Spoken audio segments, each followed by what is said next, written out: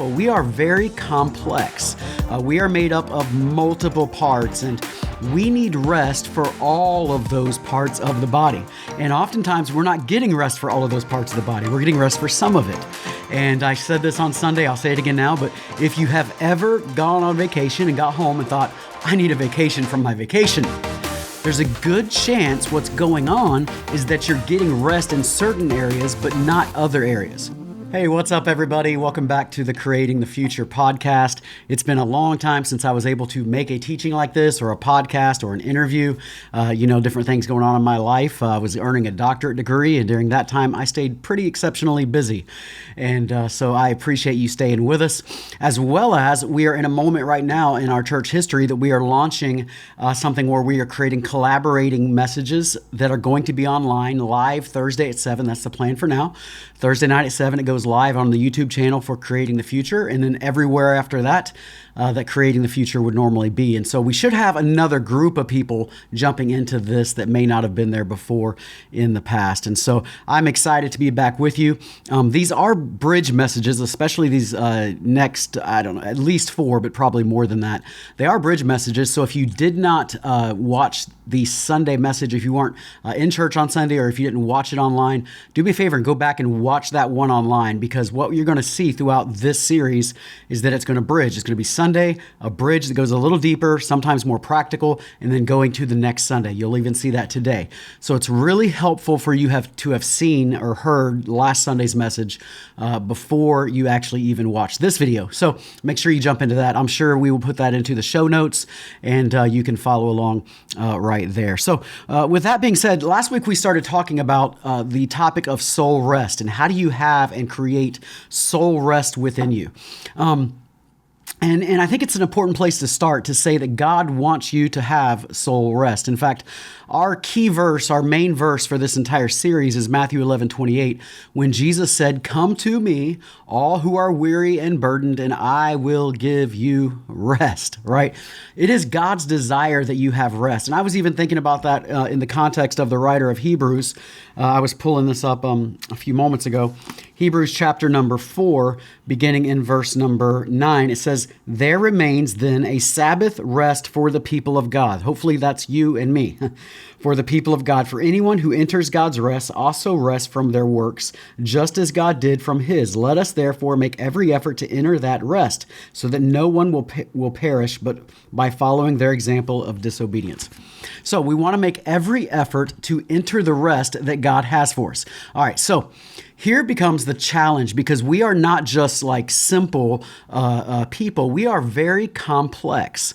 We are made up of multiple parts, and we could look at the most inner part being the spirit, and right there with the spirit is kind of the will, and then just outside of that, we have the mind, which is not the brain. Similar, science would call it the brain, but we're talking about a spiritual element here. It's the mind. That's where your emotions, your thoughts, your feelings, they all come from the mind. And then outside of that, you have the body. That's the flesh. And when we talk about vacation and rest and getting away, we need rest for all of those parts of the body. And oftentimes we're not getting rest for all of those parts of the body. We're getting rest for some of it.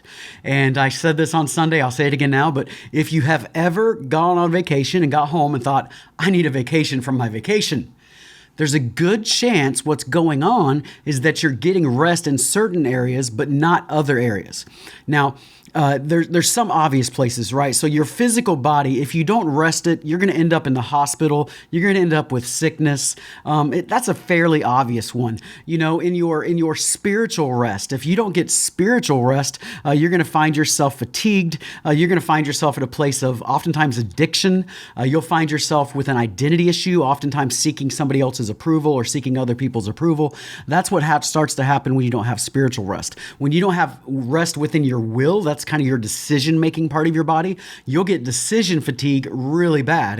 And it's one thing when you have a lot of little decisions, but when they mount up and become big decisions, you can just try to escape all the decisions and make no decision, which, by the way, is a decision by itself, but it's never a good one. And so you can find yourself in decision fatigue. And then the mind, that element, that feeling and emotions and anxiety, when we ignore it, oftentimes we get depressed. You might have high anxiety. You might get to the place of burnout.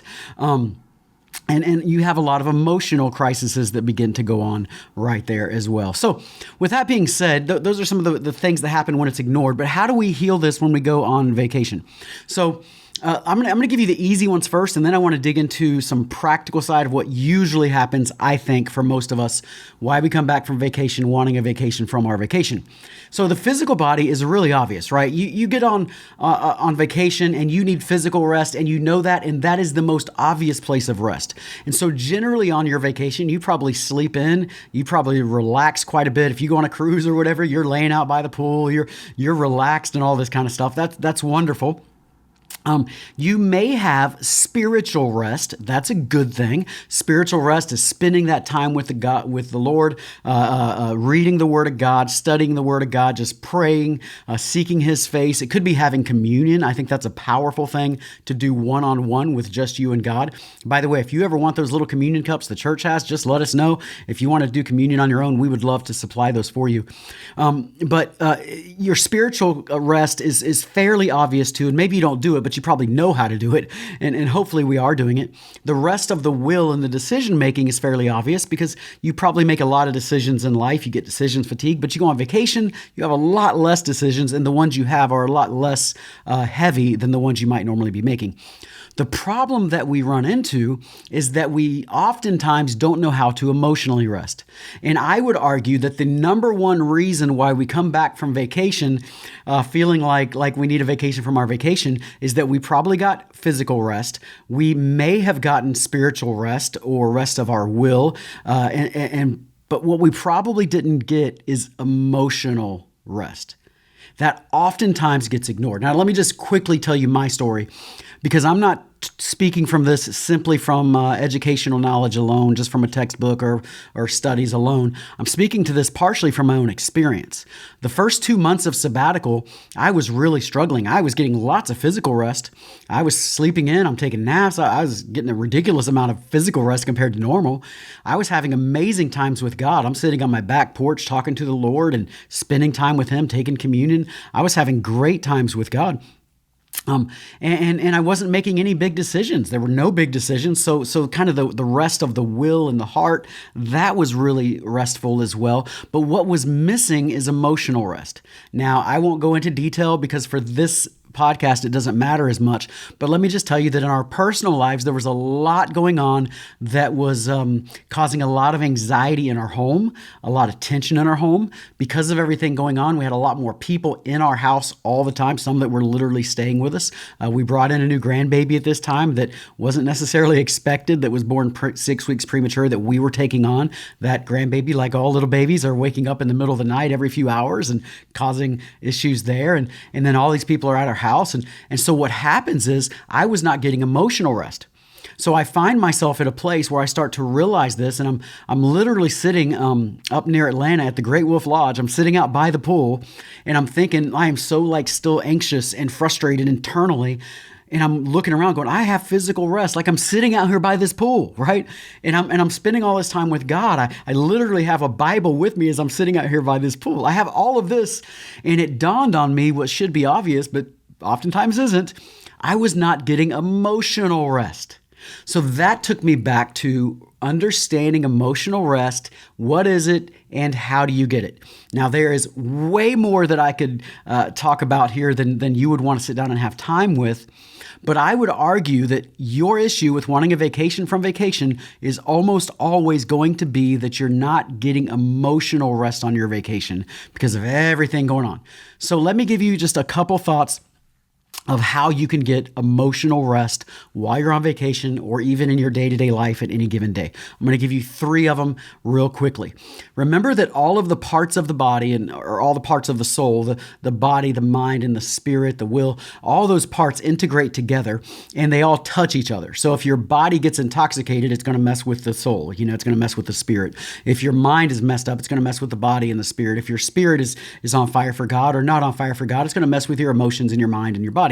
They all touch each other. They're integrated together. You can't completely separate them. So with that being said, some of these are going to touch outside, some are going to touch inside, but they're all going to can come together to touch the mind. Okay. So first of all, go outside. Like, this is going to sound so silly and so small, but go outside. You were not meant for the sedentary, sitting in an office building with the air conditioner on life that most of us live. And there's actually research behind this that's pretty powerful. Studies actually show that they call it the 3-day effect, that taking PTSD victims outside for 3 days straight, like on camping trips, actually does the same amount of healing for their soul, their psyche, which the word psyche just means soul, does the same amount of healing or more for their psyche than even taking prescription medication. Think about that. You were meant for outdoors. Go outside. Go find a river and sit next to it. Go to the park. Go for a walk. Go for a hike, whatever that is. But go outside. There is something about going outside that is good for your soul. It may even be during the week that maybe you're in a hectic, crazy time at work. You just need to go outside and you need to walk around. You need to go outside and eat lunch under a tree. I know it's Florida and I know it's hot 9 months of the year, but maybe you just need to go outside and take a break outside. I don't know what it looks like. I will add this to it. When you're outside, practice what's called holy noticing. And now the ancient monks would refer to it that way, that you could sit outside and look around and notice something. Look around and see the trees, see the plants, see the garden, see the clouds, see whatever it is. And just notice that God put that there. That tree that you're looking at has been growing its entire life. You never even noticed it before. It was never even a part of your world, so to speak. But all of a sudden you look at that and there's something that happens as you glance at it that goes, God's in charge, I'm not. There's a much bigger picture than my little anxiety and my little stress that I'm dealing with. And it's hard to explain, but I'm telling you, it works by sitting outside, getting outside, and then just purposely noticing. You're not going to do it on accident. Purposely noticing. Look over and you see a cow and you're like, man, that cow's been growing all of its life and I've never even paid attention to it. I never even noticed that cow was there. But God, you had that cow in the palm of your hand its whole life. And wow, you are in charge and I'm not. Okay. So number one, go outside and practice holy noticing as you're outside. Secondly, practice box breathing. Now, this might be very foreign to some of you. This is something that I learned to practice years ago, and I forgot. It's one of those things that I just stopped doing. Now I have a whole morning routine that may come up in some of these videos that includes box breathing.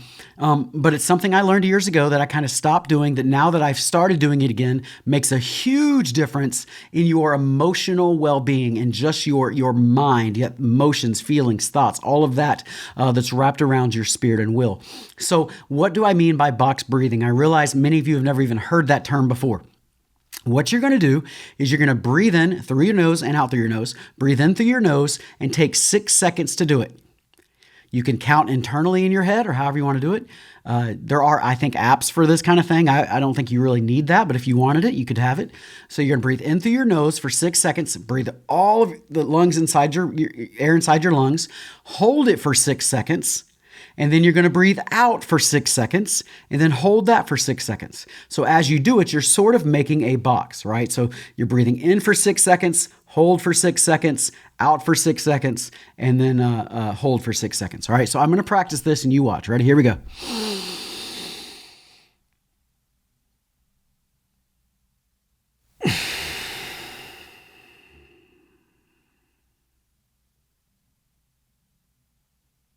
Okay, that was one box. That was one rotation. Now I want you to practice this. As silly as this may sound, wherever you're at, find a spot and practice it right now. Ready? I'm going to count it for you to make it easy. On the count of go, you're gonna breathe through your nose for 6 seconds and hold it. Ready? Here we go.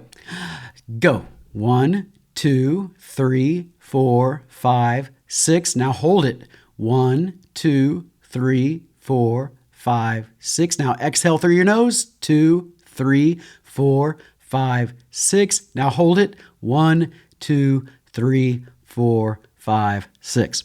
All right. If you do that, in fact, I bet even that first rotation, I bet you felt something inside of you, like it just calms you. There's something about it.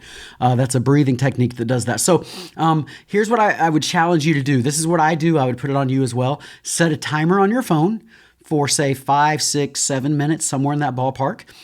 You'll find, if you do 5-second rotations, then there's 3 every minute. So you get the idea there. If you do 5, 6 minutes, that's a decent amount of time. Set a timer on your phone so you don't even have to worry about it. And just practice breathing like that for that 5 or 6 minutes till the timer goes off. What that'll do is allow your mind to concentrate, not worry that you're going to be doing this all day. And I bet you'll be shocked, especially after the first few times, how quickly that 5 or 6 minutes goes by. You're like, wow, can't believe that was 5 minutes. And you just naturally feel better. It helps to calm your soul, helps to calm your mind. So that's one of those where it's coming from the outside in. Nature's from the outside in, with holy noticing from the inside out as well. And then the third one that I want to give you is thankfulness. Thankfulness is incredibly powerful for calming your mind. And most of us don't live very thankful lives. Your soul, as we're going to talk about on some Sundays, is naturally focused outside. It should be focused on helping others and caring for creation and being a blessing. That's how your soul operates. But when when it's not functioning correctly, it focuses internally and it focuses on ourselves. But we don't want that. We want to focus outside. So I'm going to challenge you to pick 3 or 5 or pick a number. 3 is a good number. That's a common number for this. And just think about 3 things that you are thankful for, and then give God praise for it. Right? I've heard it said this way, that gratitude mixed with generosity is what makes happiness. So you're going to be grateful, and then you're going to be generous with that gratefulness by giving thanksgiving back to God, and it actually makes you happy. It's kind of weird. It's a practice of the Bible, right? We enter God's courts with thanksgiving. So we are going to think about 3 things, maybe 4 or 5, but just for now, just think about 3 things that you are grateful for, and just dwell on those things for a minute, and then give God praise for those things. Now, here's the catch. You're going to do that consistently, hopefully every day, and you're not going to keep doing the same things every day. You're not going to say, God, I'm so thankful for my kids, and use that over and over and over. I want you to think of new things. His blessings, His grace is new every morning. I want you to think of new things that God has given you, that God has blessed you in ways that you can be grateful each day, and come up with 3 of those. All right. So most of the time when we go on vacation and we come back thinking I need a vacation from my vacation, you probably got physical rest, you probably got some spiritual and will rest, but you probably didn't get emotional rest. So I want you to start creating a rhythm and a habit of emotional rest in your life. And there's a lot more of these we can say. And this Sunday, I'm going to give you a really powerful technique of meditation that you can combine with this with an acronym of BREATHE. And it's going to be so good. You are going to love it. It's going to be life-changing for you. So don't miss this Sunday, whether it's online or in person. You want to be at Arise this Sunday. All of our locations, all of our pastors will be teaching that. So it's going to be so good. So I want you to practice going outside and holy noticing, box breathing, and thankfulness. And this has been the first Creating the Future, that coming back from sabbatical and finishing my doctorate. And I'm excited to be coming back with you every week. Make sure to subscribe to this channel if you haven't done that yet. If you know of somebody in the back of your mind and you're thinking, man, I wish so-and-so could hear this, well, they can. All you got to do is copy and paste, right? Send this message over to them. I hope it's a blessing to you. God wants you to find rest, and so do I. So let's find it together. Look forward to seeing you guys either next Thursday online, or this Sunday or Saturday, or in one of our services at Arise. God bless you.